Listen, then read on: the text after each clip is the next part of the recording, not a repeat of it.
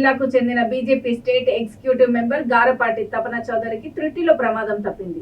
Kovvur Gammon bridge సమీపంలో కొవ్వూరు వెళ్తున్న college బస్సుకు గుర్తు తెలియని వ్యక్తి అడ్డు రావడంతో నెమ్మదిగా ఆగింది. అదే సమయంలో స్కూల్ బస్సు వెనుక ఉన్న తపన చౌదరి టయోటా కారు నిలిపారు. వెనుక నుండి క్వారీ లారీ బలంగా ఢీకొనడంతో బస్సుకి లారీకి మధ్య కారు నుజ్జునుజ్జయింది.